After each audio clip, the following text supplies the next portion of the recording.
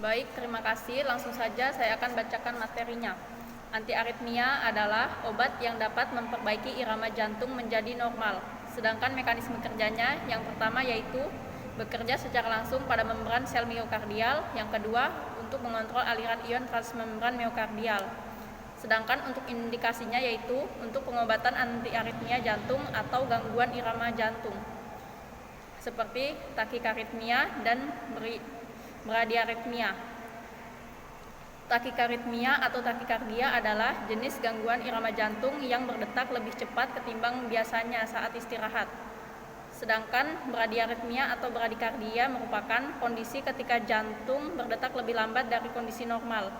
Sebagai contoh yaitu pada detak jantung pada orang dewasa ketika sedang beristirahat normalnya adalah 60-100 kali per menit. Namun detak jantung pengidap bradikardia di bawah 60 kali per menit.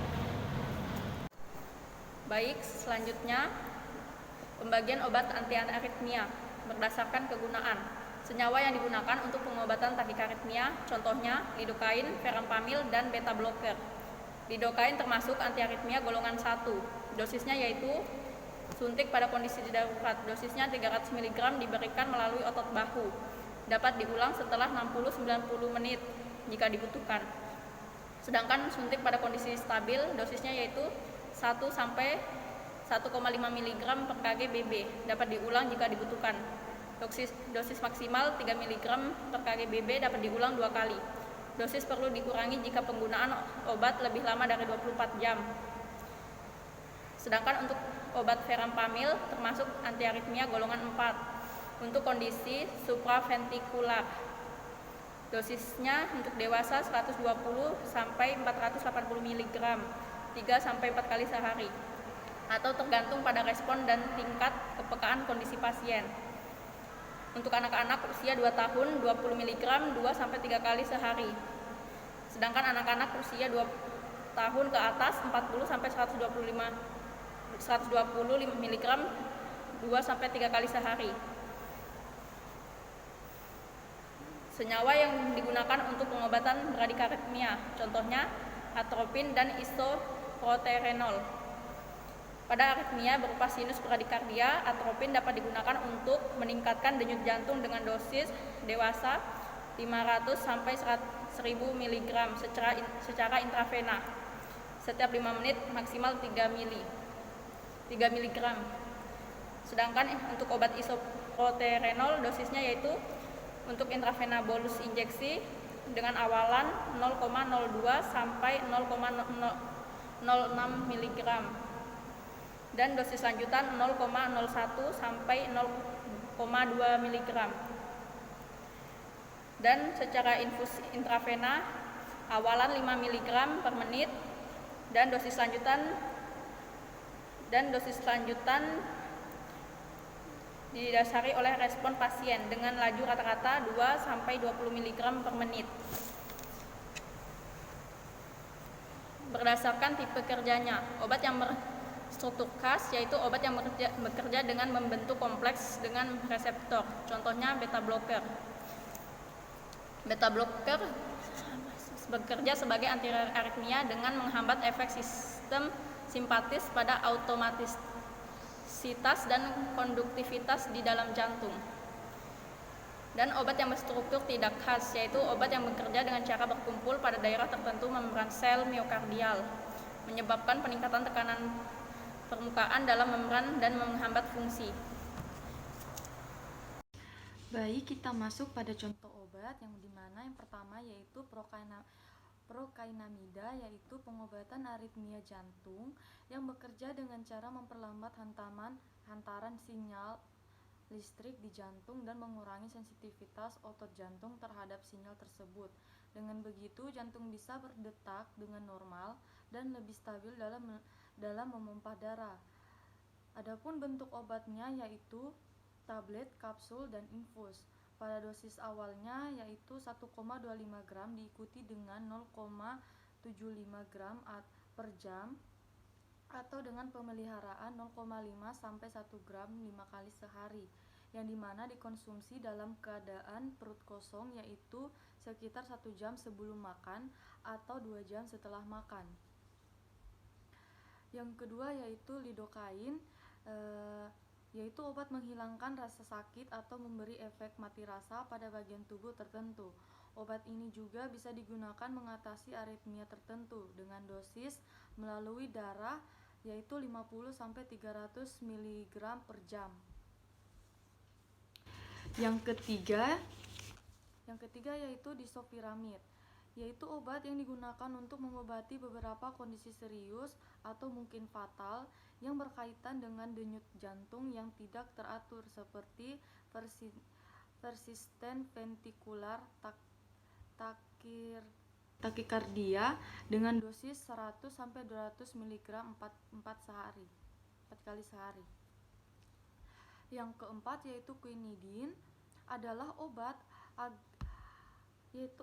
agen anti aritma kelas 1A yang digunakan untuk mengobati gangguan irama jantung. Bentuk obatnya yaitu tablet dan suntik dengan dosis 100-800 mg 5 kali sehari.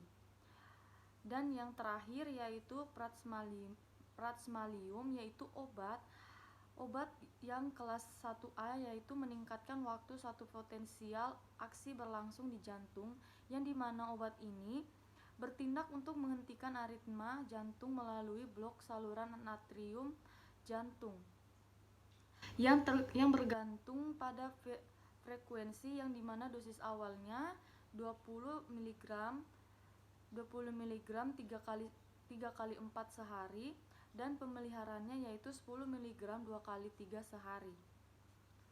Lanjut pada slide berikutnya.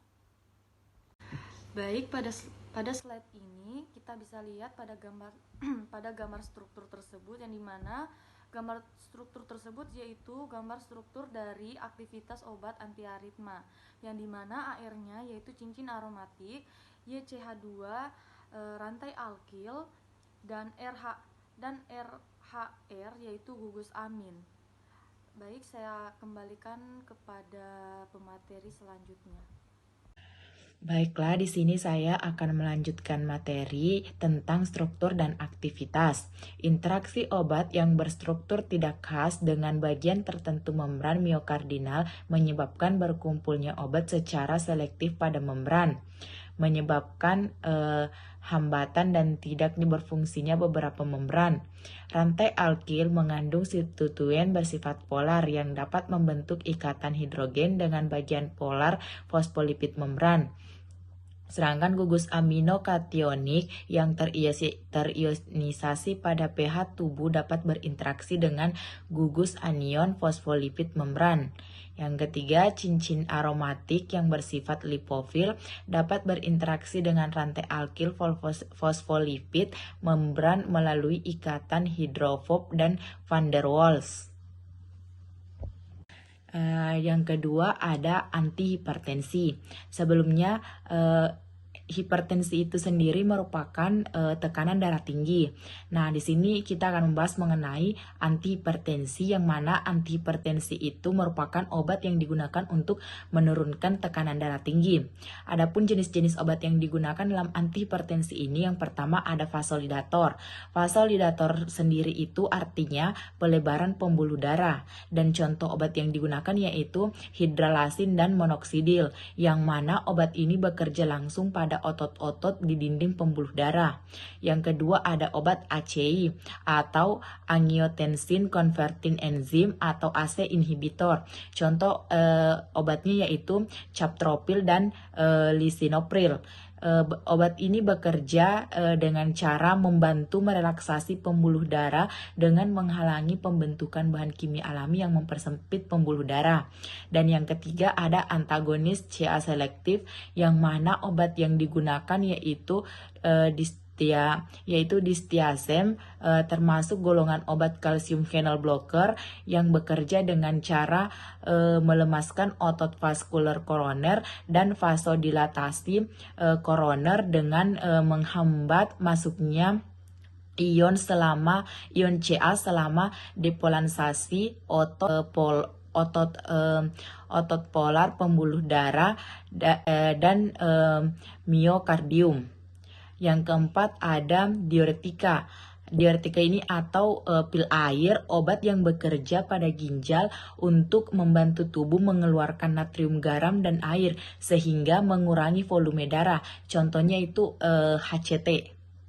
Baik, untuk slide selanjutnya ini ada mekanisme kerja dari inflamasi atau kardiovaskular.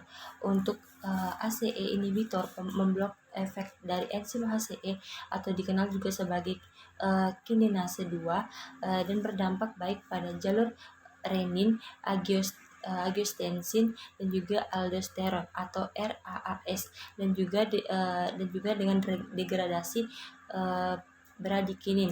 Untuk sistem RAA penting untuk mengatur aliran darah ginjal dan juga tekanan darah. Untuk angiotensin nogen yaitu diproduksi di hati dan kemudian diubah oleh renin ke ginjal untuk menghasilkan angiotensin 1. Kemudian untuk angiotensin 1 ini kemudian dimetabolisme menjadi angiotensin 2 di paru-paru oleh enzim ACE atau kinase 2. Kemudian angiotensin 2 ini dia bertindak sebagai vasotrixtor melalui stimulasi reseptor angiotensin 1 dan angiotensin 2. Kemudian angiotensin 2 ini juga bertanggung jawab untuk mengaktifasi bradikinin, sementara ACE atau kinase 2 ini itu dia sebagai peptidase primer yang terlihat dalam degradasi bradikinin. Kemudian untuk bradikinin sendiri itu dia adalah peptida yang terbuat dari 9 asam amino yang meningkatkan permeabilitas kapiler dan juga bertindak sebagai vasodilator kuat. Kemudian untuk produksi bradikinin itu dia terjadi setelah prekursor kininogen dibelah oleh krain kemudian mengarah pada produksi bentuk aktif dari bradikinin.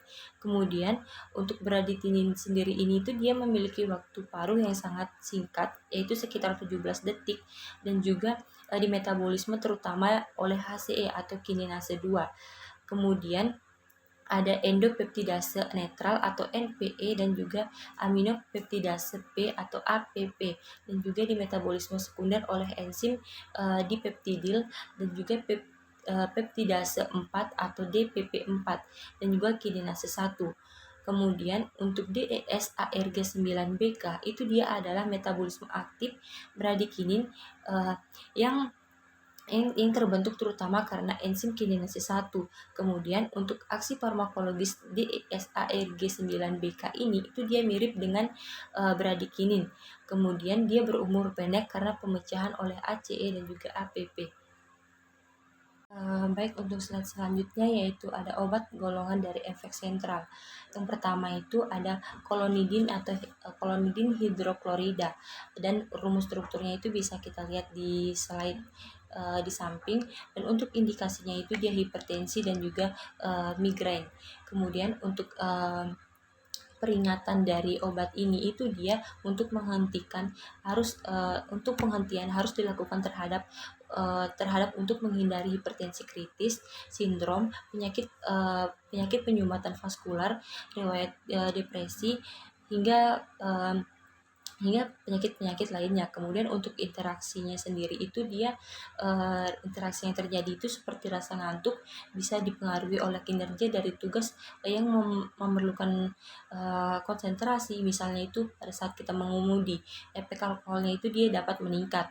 Kemudian untuk efek samping dari obat ini itu dia bisa menyebabkan mulut kering, kemudian depresi, kemudian retensi cairan, kemudian sakit kepala, pusing, tidur tidak teratur, ruam pada kulit dan juga mual. Kemudian untuk dosis dari obat ini itu dia untuk oralnya 50-100 mcg 3 kali sehari, kemudian dapat dinaikkan setiap 1 atau 2 hari. Untuk dosis maksimum per harinya itu dia biasanya 1,2 mg. Kemudian untuk injeksi intravena untuk lambat pertahanan, untuk dosisnya itu 150 sampai 300 mcg. Untuk maksimumnya itu 750 mcg dalam 24 jam. Kemudian untuk yang kedua ada obat gaunfasin guanfacin. Untuk rumus strukturnya itu bisa dilihat pada slide di samping. Kemudian untuk indikasinya itu sebagai hipertensi kronik untuk memberikan diuretik secara bersamaan dan akan meningkatkan efek anti hipertensi. Kemudian untuk kontraindikasi dan efek sampingnya itu dia hampir mirip dengan kolonidin, di mana untuk fenomena hipertensinya itu, untuk fenomena hipertensi rebound itu dikarenakan penghentian penggunaan koloni yang jarang terjadi dibandingkan dengan kolonidin. Kemudian untuk obat yang ketiga ya harus dititrasi secara hati-hati. Untuk rumus strukturnya itu bisa dilihat pada slide. Kemudian untuk juga efeknya itu minimal hipertensi dewasa bersamaan dengan di 1 mg sebelum tidur jika tidak diperlukan dosis yang dapat ditingkatkan secara bertahap hingga 3 mg peringatan sendiri itu. Kemudian obat yang ketiga yaitu gangguan hati, gangguan ginjal, dan juga dapat terjadi pada hingga 20% pasien yang mempengaruhi hasil uji laboratorium untuk dan untuk melakukan perhitungan darah dan juga uji fungsi hati pada riwayat depresi. Kemudian untuk interaksinya sendiri itu dia dapat berinteraksi untuk rasa ngantuk dan juga bisa dipengaruhi kinerja tugas-tugas yang memerlukan keahlian, misalnya seperti mengemudi. Untuk efek alkoholnya itu dia dapat meningkat. Kemudian kontraindikasinya itu dia ada depresi, penyakit hati yang aktif, kemudian porfiria. Kemudian untuk efek sampingnya sendiri itu dia ada gangguan saluran cerna, kemudian ada stomitis, mulut kering, kemudian depresi, mengantuk, diare, gangguan ejakulasi, kemudian hidung tersumbat. Dan untuk dosisnya sendiri itu dia untuk oral 250 mg 2-3 kali sehari. Kemudian secara bertahap itu dinaikkan dengan selang waktu 2 hari atau lebih. Untuk dosis maksimumnya sendiri itu sehari 3 gram. Kemudian untuk pasien yang lanjut usia, untuk dosis awalnya itu 125 mg untuk 2 kali sehari dan bisa dinaikkan secara bertahap. Untuk dosis maksimum seharinya itu dia 2 gram. Kemudian untuk infus intravena untuk metildopa ini yaitu 250 sampai 500 mg. Diulangi setelah 6 jam jika diperlukan. Baik, selanjutnya itu ada contoh obat golongan ACE inhibitor. Adapun contoh obat yang pertama yaitu captopril dengan rumus kimia dapat dilihat pada slide di samping. Adapun dosis dari obat ini yaitu 12,5 sampai 25 mg untuk pemakaian 3 kali sehari. Yang kedua ada perindropil dengan dosis 4,8 mg untuk pemakaian 1 kali sehari. Yang ketiga ada enalapril dengan dosis 5 sampai 10 mg untuk pemakaian 1 sampai 2 kali sehari. Yang keempat ada lisinopril dengan dosis 5 sampai 10 mg untuk pemakaian 1 kali sehari. Dan yang kelima ada ramipril dengan dosis 1 sampai 25 mg untuk pemakaian 1 kali sehari. Dan yang keenam ada delapril dengan dosis 15 sampai 30 mg untuk pemakaian 2 kali sehari. Dan yang ketujuh ada quinapril dengan dosis 2,5 sampai 6 mg untuk pemakaian 1 kali sehari.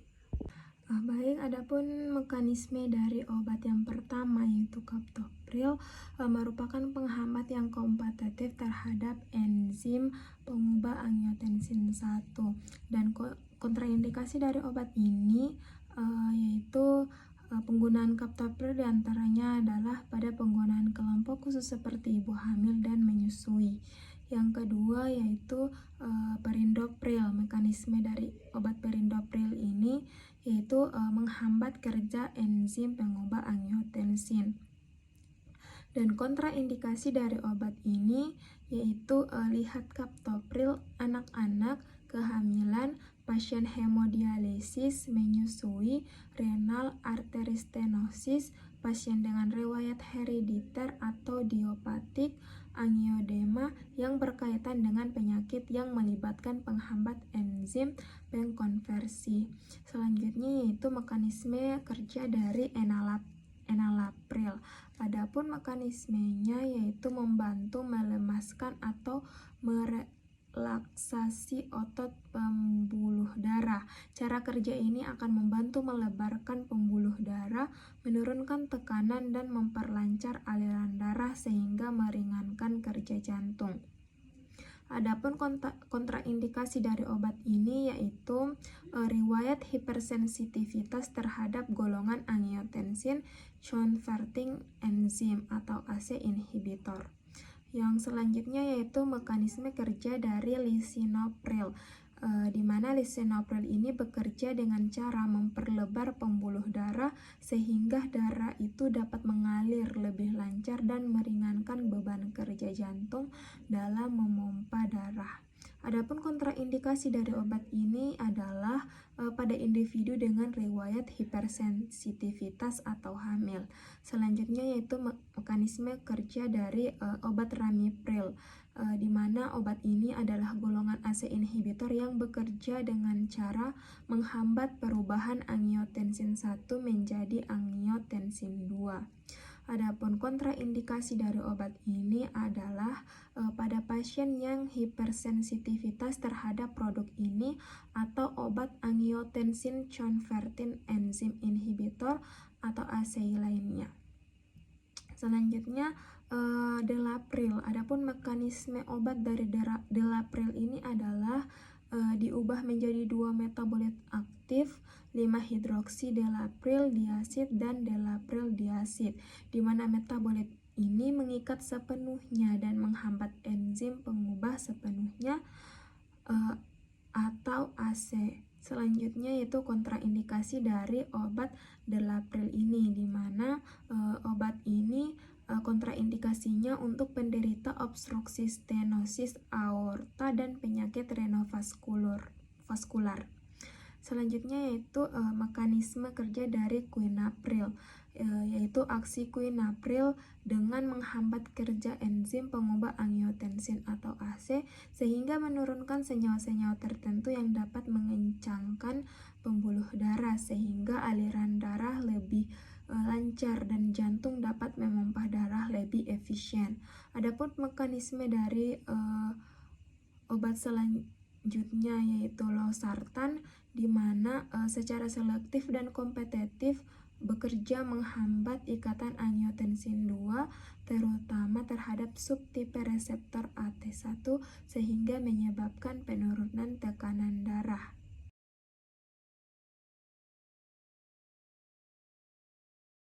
Baik, selanjutnya yaitu obat golongan antagonis reseptor angiotensin 2, di mana obat golongan ini meliputi obat-obat yang pertama adalah losartan dengan dosis 50 mg dengan pemakaian 2 kali sehari. Adapun struktur kimianya dapat kita lihat sendiri pada slide di samping. Dan yang kedua ada irbesartan dengan dosis 75 mg sampai 150 mg dengan pemakaian 1 kali sehari. Dan yang ketiga ada kandesartan dengan dosis 8 sampai 16 mg dengan pemakaian 1 kali sehari, dan valsartan 80 mg dengan pemakaian 1 sampai 2 kali sehari. Adapun mekanisme kerja dari obat yang pertama yaitu losartan, di mana secara selektif dan kompetitif bekerja menghambat ikatan angiotensin 2 terutama terhadap subtipe reseptor AT1 sehingga menyebabkan penurunan tekanan darah. Dan yang selanjutnya itu kontraindikasi dari obat ini, di mana hindari penggunaan losartan pada pasien yang memiliki indikasi hipersensitif atau reaksi alergi terhadap losartan, kemudian penggunaan bersamaan dengan aliskiren, dan untuk penderita gangguan ginjal atau GVR. Yang kedua yaitu mekanisme kerja dari irbesartan, di mana irbesartan ini mencegah pengikatan angiotensin 2 ke reseptor angiotensin 1 atau AT1 di otot polos pembuluh darah dan kelenjar adrenal. Adapun kontraindikasi dari obat ini yaitu pasien dengan riwayat hipersensitivitas terhadap komponen irbesartan. Yang ketiga yaitu ada mekanisme candesartan, di mana candesartan ini termasuk ke dalam obat golongan angiotensin reseptor blocker atau ARB yang bekerja dengan cara menghambat reseptor angiotensin 2. Adapun kontraindikasi dari obat ini adanya riwayat hipersensitivitas terhadap komponen candesartan silesetil. Dan yang terakhir yaitu mekanisme dari obat valsartan, di mana obat ini bekerja dengan cara menghambat reseptor angiotensin 2. Dengan dihambatnya reseptor ini, pembuluh darah akan melebar sehingga darah bisa mengalir lebih lancar. Adapun kontraindikasi dari obat ini yaitu lihat keterangan di atas, di mana gangguan fungsi hati berat atau sirosis obstruktif empedu menyusui hipersensitif terhadap komponen obat. Adapun efek samping kelelahan, jarang diare, sakit kepala, mimisan, trombositopenia, nyeri sendi, nyeri otot, gangguan rasa, dan neutropenia. Baik, terima kasih kepada pemateri slide ke-18. Selanjutnya pada slide 19 yaitu enzim pengubah angiotensin ACE atau angiotensin converting enzyme. Inhibitor atau penghambat enzim pengubah angiotensin adalah kelompok obat yang digunakan untuk mengobati hipertensi, gagal jantung, dan gagal ginjal kronis. ACE inhibitor ini bekerja dengan cara menghambat enzim dalam tubuh untuk memproduksi hormon angiotensin 2, yaitu zat yang dapat menyempitkan pembuluh darah dan meningkatkan kerja jantung. Contoh obatnya itu ada captopril, lisinopril, enalapril, dan masih banyak lagi. Selanjutnya pada slide 19 itu terdapat mekanisme dari enzim pengubah angiotensin atau ACE. Adapun model tempat aktif pada ACE itu ditunjukkan oleh adanya yang pertama, nomor 1 itu adanya ion zinc plus yang dapat membentuk kompleks dengan ligan dengan gugus sulhidril dari captopril. Gugus sulhidril ini adalah senyawa yang mengandung gugus fungsi yang terdiri dari atom sulfur atau S dan atom hidrogen atau H. Selanjutnya gugus karboksilat yaitu COOH dari enalapril, lisinopril, perindopril, ramipril, delapril, quinapril, benzepril, imidapril, dan silazapil, dan serta gugus fosforus dari fosinopril. Selanjutnya nomor 2 yaitu gugus yang dapat membentuk ikatan hidrogen dengan gugus karbonil.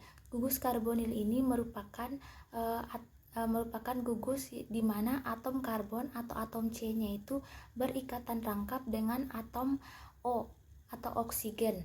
Yang ketiga yaitu gugus yang bermuatan positif yang terikat melalui ikatan ion dengan gugus karboksilat yang bermuatan negatif atau minus. Selanjutnya saya akan menjelaskan gugus karboksil. Dalam kimia, gugus karboksil adalah gugus fungsi organik yang terdiri dari atom karbon yang berikatan dengan atom oksigen dan berikatan tunggal dengan gugus hidroksil. Cara lain untuk melihatnya adalah sebagai gugus karbonil yang memiliki gugus hidroksil atau OH yang bergantung pada atom karbon. Gugus karboksil yang membentuk kompleks dengan Zn+ dapat berupa karboksil bebas, lisinopril, tetapi pada umumnya dalam bentuk ester etil.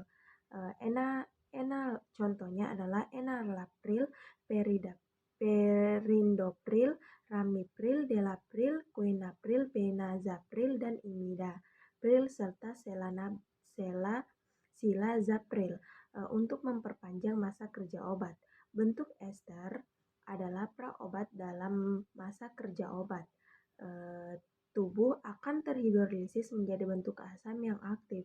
Gugus lain pada umumnya untuk meningkatkan lipopilitas senyawa sehingga distribusi obat dalam tubuh menjadi lebih baik. Contoh senyawa penghambat ACE.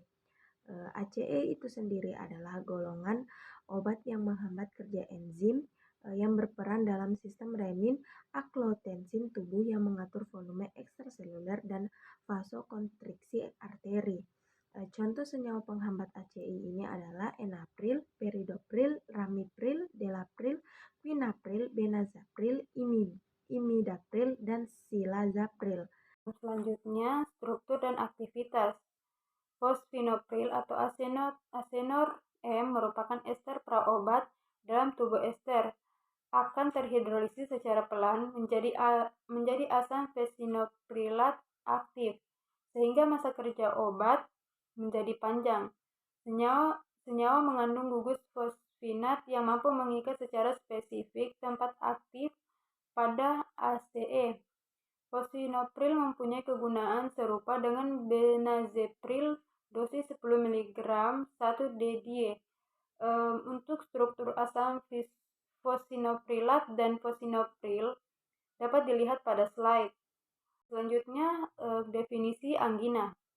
Obat yang digunakan untuk pencegahan dan pengobatan gejala anggina. Kita perlu tahu apa itu anggina. Anggina adalah nyeri dada yang disebabkan karena otot jantung tidak mendapatkan cukup darah yang kaya oksigen. Rasa nyerinya mungkin terasa seperti tekanan atau remasan di dada. Jika beresiko terkena penyakit jantung atau penyakit jantung koroner, berarti juga beresiko mengalami anggina. Faktor resiko utama untuk penyakit jantung dan penyakit jantung koroner anggina antaranya kadar kolesterol tidak sehat, tekanan darah tinggi, merokok, diabetes, kegemukan atau obesitas, sindrom metabolik, diet yang tidak sehat, faktor usia yang lebih tua, atau riwayat keluarga dengan penyakit jantung sejak dini. Selanjutnya, ada pun beberapa jenis perawatan yang perlu dilakukan untuk membantu mengurangi tingkat intensitas rasa sakit anggina. Itu pencegahannya tergantung keparahannya, yaitu perubahan gaya hidup, konsumsi obat-obatan yang direkomendasikan oleh dokter, dan rehabilitas jantung. Cara ini juga bisa mencegah dan menurunkan resiko serangan jantung yang dapat berujung kematian. Selanjutnya, indikasi. Indikasi beberapa jenis obat yang dapat diberikan oleh dokter untuk meredakan gejala anggina adalah obat pengencer darah seperti aspirin, clopidogrel atau ticagrelor. Obat pelebar pembuluh darah seperti nitrogliserin dan isosorbide dinirate. Itu obat pelebar, yaitu untuk melebarkan dan merelaksasi pembuluh darah sehingga aliran darah ke jantung lebih baik. Selanjutnya, obat penghambat beta untuk memperlambat denyut jantung dan membuat pembuluh darah lebih rileks sehingga mengurangi beban kerja jantung, dan obat untuk mengontrol penyakit diabetes, kolesterol, dan hipertensi yang merupakan faktor resiko dari penyakit jantung koroner.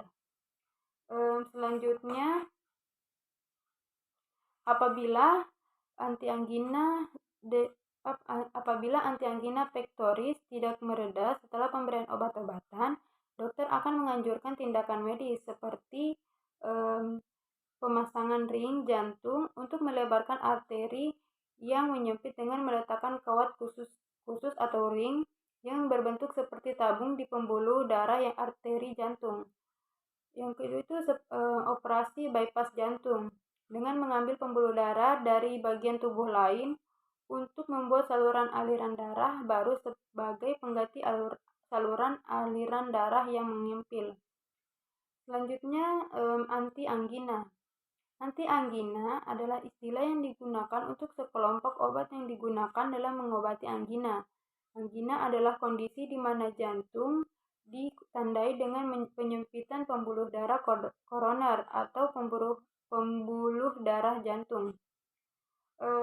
Tipe-tipe anggina. Tipe anggina itu ada dua, yaitu classical effort atau anggina klasik. timbul bila kebutuhan aliran darah melebihi jumlah yang dapat melewati obstruksi tersebut. Timbul gejala angina.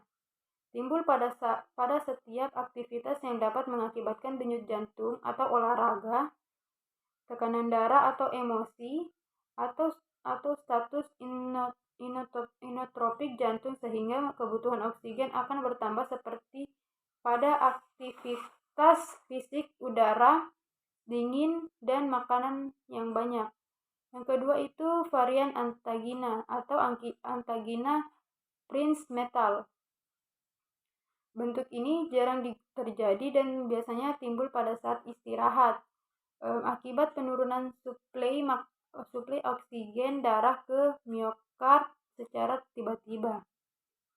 Yang selanjutnya itu mekanisme kerja. Mekanisme kerja yang pertama ada vasodilator. Vasodilator adalah golongan obat yang digunakan untuk melebarkan pembuluh darah agar darah dapat mengalir dengan lebih lancar. Aliran darah yang lancar akan membantu mengurangi beban kerja jantung dalam memompa darah. Vasodilator bekerja dengan cara merelaksasi otot pembuluh darah. Yang kedua itu meningkatkan pasokan oksigen atau mengurangi kebutuhan oksigen. Baik, itu saja. Saya kembalikan ke pemateri selanjutnya. Saya Wadamina. Selanjutnya, adapun golongan obat turunan nitrat dan nitrit. Yang pertama itu amil nitrat. Rumus strukturnya dapat dilihat pada slide. Amil nitrat adalah obat yang diresepkan untuk mengobati gejala angina atau nyeri dada akut. Selain itu, obat ini juga diberikan guna mengatasi keracunan sianida. Obat amil nitrat tersedia dalam bentuk cairan yang diberikan sebagai inhalasi. Dan untuk penggunaan amil nitrat sebagai obat resep dokter. Di samping itu, perlu diketahui bahwa penyalahgunaan amil nitrat dengan dihirup secara berlebihan dapat menimbulkan risiko efek samping yang serius. Untuk awal kerjanya itu 0,2 menit dan mekanisme kerjanya itu 1 menit. Dan untuk dosisnya 0,18 sampai 0,3 ml atau 1 ampul. Dan dosis yang akan dihirup melalui hidung dalam bentuk uap sebanyak 2 hingga 6 kali hirupan. Selanjutnya manfaat amil nitrat digunakan mengurangi gejala nyeri akibat serangan angina atau nyeri dada dan menangani keracunan sianida. Dan cara kerjanya itu dengan merelaksasi pembuluh darah, meningkatkan suplai darah dan oksigen ke jantung, serta membantu mengurangi beban kerja jantung. Dan untuk efek sampingnya itu pusing, hipotensi, mual, muntah, wajah memerah, dan takikardi. Obat yang kedua itu gliseril trinitat. Untuk rumus strukturnya dapat dilihat pada slide. Obat ini digunakan untuk mengatasi nyeri dada, angina, dan obat ini dapat membantu mengatasi nyeri dada saat serangan angina maupun mencegah kemunculan serangan angina. Awal kerjanya itu 2 menit dan masa kerjanya itu 30 menit. Dan untuk dosisnya itu untuk sublingual 0,3 sampai 1 mg bila perlu diulang. Dan untuk manfaatnya itu meredakan dan mencegah nyeri dada angina pada penderita penyakit jantung koroner. Dan untuk bentuknya tablet, ada semprot atau spray, suntikan atau injeksi, dan salep.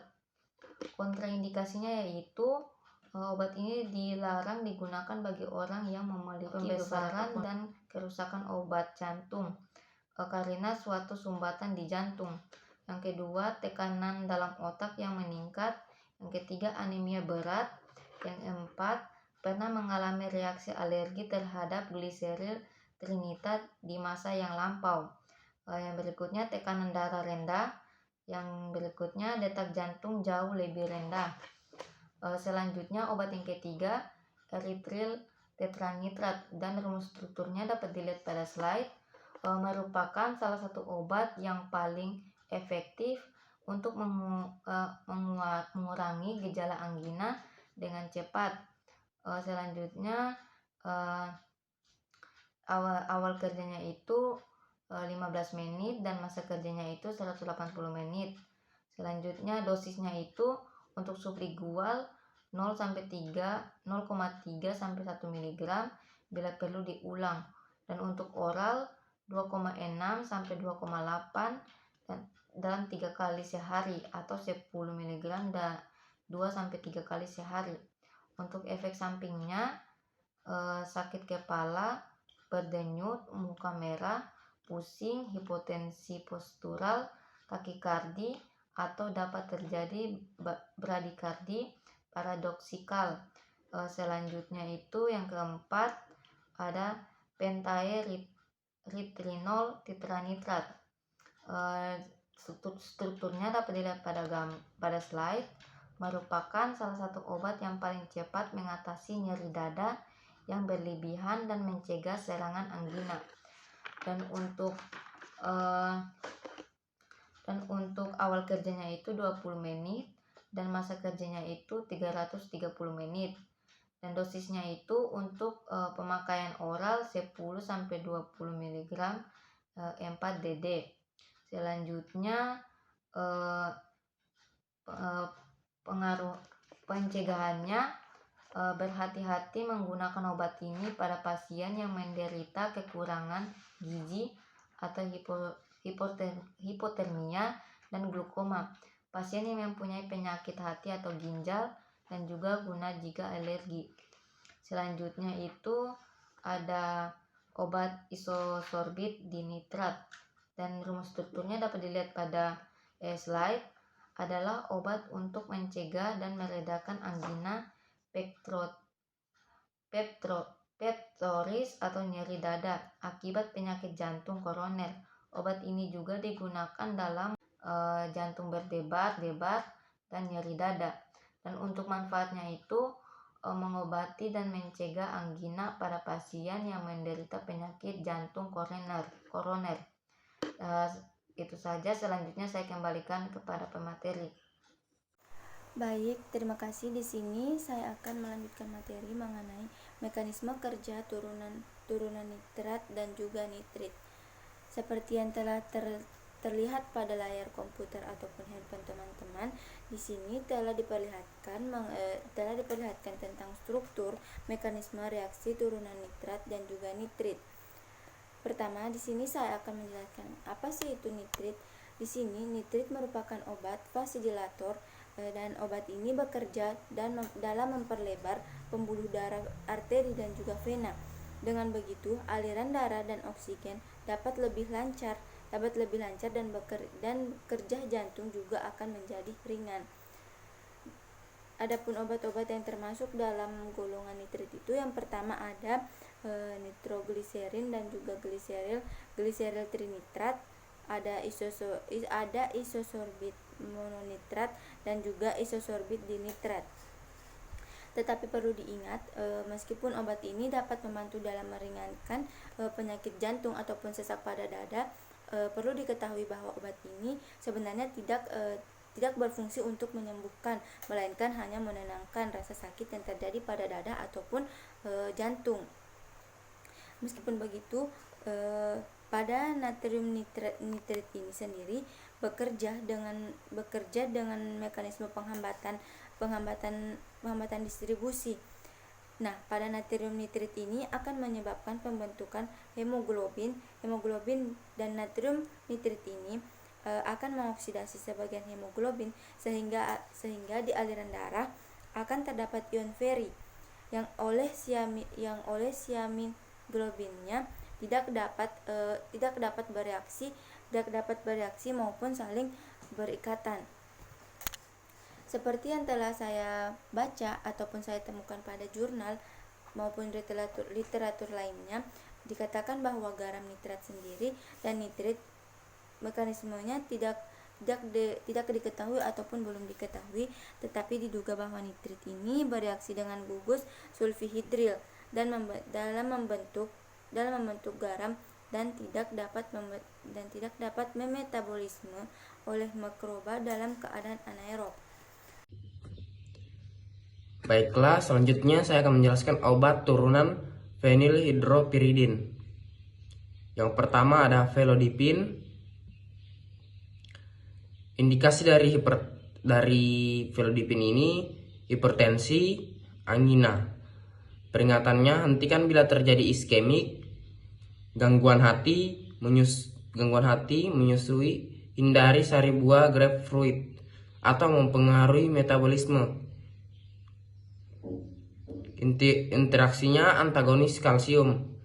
Efek samping muka merah, sakit kepala, palpitasi, pusing, fatigue, edema kaki, ruam kulit dan gatal, hiperplasia, demam, dan terakhir impoten. Dosis dari obat ini hipertensi, dosis awal 5 mg, usia lanjut 2,5 mg sehari pada pagi hari. Dosis penunjang lasim 5-10 mg sekali sehari. Jarang diperlukan dosis di atas 20 mg sehari. Angina dosis awal 50 mg sehari pada pagi hari. Jika perlu tingkatkan 10 mg sekali sehari. Dan selanjutnya ada nikardipin. Di sini saya akan membacakan tentang hubungan struktur dan aktivitas. Bagian struktur untuk aktivitas adalah cincin dihidropiridin, yaitu memiliki efek selektivitas terhadap jantung dengan mengikatkan diri pada protein saluran kalsium melalui tipe kalsium channel sehingga terblok. Selanjutnya ada atom N sekunder dalam cincin yang tidak bermuatan pada pH fisiologis, yaitu salah satunya atom karbon sekunder yang mengikat secara langsung dua atom karbon yang lain. Kemudian ada substituen yang meruam, misal gugus fenil pada posisi 4 cincin heterosilik, yaitu senyawa heterosilik atau heterolingkar adalah sejenis senyawa kimia yang mempunyai struktur cincin yang mengandung atom selain karbon seperti belerang, oksigen, ataupun nitrogen yang merupakan bagian dari cincin tersebut. Senyawa-senyawa heterosilik dapat berupa cincin aromatik sederhana ataupun cincin non-aromatik. Beberapa contohnya adalah piridina, C5H5N. Kemudian ada pirimidina, yaitu C4H4N2. Dan dioksana, itu C4H8O2.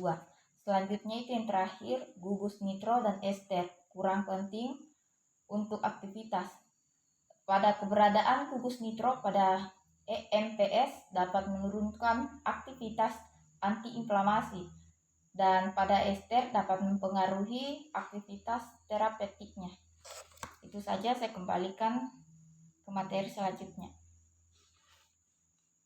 Selanjutnya, vasodilator terbagi menjadi 3. Yang pertama, vasodilator koroner, yaitu untuk pengobatan payah jantung, kongestif, kronik yang sulit disembuhkan, dengan cara mengembangkan fungsi miokardial tanpa meningkatkan kebutuhan energi. Contoh obatnya itu seperti salbutamol, eritritil, tetranitrat, gliseril, trinitrat, natrium nitroprusid, captopril, diltiazem, dipiridamol, enalapril, nifedipin, dan verapamil. Mungkin itu saja yang bisa saya bahas. Saya serahkan kepada materi selanjutnya. Selanjutnya, vasodilator. Definisi dari vasodilator ini adalah obat yang dapat menyebabkan vasodilatasi pembuluh darah, arteri maupun vena. Vasodilator adalah golongan obat yang digunakan untuk melebarkan pembuluh darah agar darah dapat mengalir dengan lebih lancar. Aliran darah yang lancar akan membantu mengurangi beban kerja jantung dalam memompa darah. Selanjutnya, indikasi. Yang pertama ada pengobatan aritmia jantung. Aritmia jantung adalah gangguan kesehatan yang terjadi pada irama jantung. Penyakit ini menyebabkan detak jantung pengidapnya terasa tidak teratur yang bisa lebih cepat atau lebih lambat. Kemudian yang kedua, tachyarrhythmia adalah kondisi jantung berdetak di atas 100 denyut per menit dalam keadaan istirahat untuk orang dewasa. Dan yang ketiga, bradyarrhythmia adalah kondisi ketika jantung berdetak lebih lambat dari biasanya. Meski dapat terjadi pada siapa saja, kondisi ini lebih rentan terjadi pada lansia, perokok, dan penderita stres atau gangguan kecemasan. Selanjutnya, mekanisme kerja dari vasodilator, yaitu vasodilator akan mengurangi ketegangan dinding otot pembuluh darah sehingga ruang dalam pembuluh darah tidak menyempit. Hal tersebut akan memudahkan tubuh untuk mengalirkan darah berisikan oksigen ke seluruh tubuh, termasuk ke otot jantung dan menekan potensi aliran darah kembali ke ruangan jantung. Selanjutnya yang kedua itu ada vasodilator sistemik atau bisa juga disebut dengan vasodilator umum, di mana merupakan senyawa yang dapat menimbulkan efek vasodilatasi pada semua bagian sistem peredaran darah.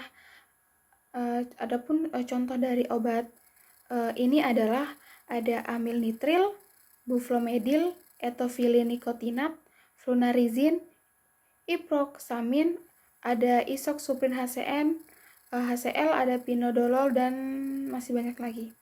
Nah, untuk penjelasan dari masing-masing obat hanya mewakili satu saja, yaitu isoxsuprin HCl. Nah, jadi obat ini merupakan antagonis reseptor alfa dan agonis reseptor beta. Obat ini dia bekerja langsung secara selektif dengan cara relaksasi otot polos pembuluh darah. Kemudian obat ini juga dapat meningkatkan persediaan darah dengan meringankan spasma vaskular sehingga dapat digunakan untuk mengobati untuk pengobatan gangguan pada peredaran darah seperti ketidakcukupan persediaan darah pada vaskular perifer. Kemudian senyawa ini itu diabsorpsi dengan baik dalam saluran cerna, di mana kadar plasma tertinggi obatnya dicapai dalam 1 jam. Kemudian setelah pemberian oral, untuk waktu paruh eliminasinya itu 1,5 jam dengan dosis 200 mg untuk pemakaian 3-4 kali sehari sesudah makan. Dan untuk yang ketiga itu ada namanya vasodilator perifer dan cerebral. Jadi obat ini tuh dia menimbulkan dilatasi tubuh, darah, kulit, dan otak. Nah, walaupun melalui mekanisme kerjanya berbeda, senyawa ini tuh dapat mengurangi tenus otot polos vaskuler sehingga meningkatkan aliran darah perifral dan cerebral. Nah, adapun untuk contoh-contoh obatnya itu ada nisergolin, ada sinarizin, ada flunarizin, buflomedil, sinepazin, piritinol, nikotinil alkohol, dan lain sebagainya. Nah, vasodilator cerebral ini tuh digunakan untuk pengobatan gangguan cerebral kardiovaskuler. Pada dosis besar, obat golongan ini tuh dapat menimbulkan hipotensi postural. Nah, adapun untuk penjelasan dari obat itu, saya hanya ambil satu saja yang mewakili, yaitu sinarizin, di mana obat ini tuh dapat meningkatkan aliran darah arteri secara cepat, sehingga dia dapat digunakan untuk meringankan berbagai gejala gangguan peredaran perifer dan cerebral. Nah, selain itu dia juga dapat digunakan untuk gangguan keseimbangan, dapat mencegah mabuk, dan serangan migrain. Adapun untuk absorpsi dari obat ini dalam saluran cerna itu cukup baik, kadar darahnya tertinggi di obat itu dicapai dalam waktu 2-4 jam setelah pemberian oral. Nah, dengan waktu paruh plasmanya yaitu kurang lebih 5 jam, dan untuk waktu paruh eliminasinya yaitu 3-6 jam. Dan untuk dosisnya yaitu dia 25-75 mg untuk pemakaian 3 kali sehari. Selanjutnya dapat dilihat pada gambar, ada gambaran dari skematik sisi kerja dari vasodilator. di mana dapat dilihat bahwa ada yang namanya sisi reseptor spesifik untuk nitrat dan nitrit dengan ditandai di huruf N. Kemudian ada yang namanya senyawa pemblok beta adrenergik dengan ditandai dengan huruf A, dan ada yang namanya natrium nitroprusid dengan ditandai dengan huruf S. Nah, reseptor-reseptor itu dapat menimbulkan efek vasodilatasi melalui sisi vasodilator yang umumnya atau ditandai dengan huruf F pada gambar tersebut. Nah, kemudian ada senyawa papaverin, tiofilin, ataupun turunan-turunan senyawa lainnya, dia itu dapat menghambat dari enzim fosfodiesterase atau disingkat dengan PDE. Nah, dia itu dapat mengubah CAMP menjadi 5-AMP. Kemudian bisa dilihat juga bahwa pada gambar ada yang namanya EA. Jadi EA ini merupakan singkatan dari asam elektrinat, di mana dia mencegah vasodilator oleh turunan nitrat, kemudian beta bloker, turunan papaverin, tiofilin, dan nitroprusid pada sisi vasodilator umumnya. Nah, kemudian reseptor-reseptor tersebut dia akan menuju kepada tempat antara vasodilatornya pada umumnya. Nah, kemudian nanti dia akan menimbulkan yang namanya mekanisme kontraksi. Nah, dari mekanisme kontraksi inilah akan terjadi yang namanya relaksasi. Nah, relaksasi otot poros ini dia terjadi karena akibat adanya peningkatan kadar siklik adenosin monofosfat atau CAMP tadi di dalam sel. Nah, karena peningkatan aktivitas katalitik enzim adenilat siklase. Nah, enzim ini nanti dia diaktifkan oleh beta bloker yang berinteraksi dengan beta adenoseptor pada membran otot polos, sehingga dia dapat menimbulkan efek dari relaksasi otot polos itu sendiri.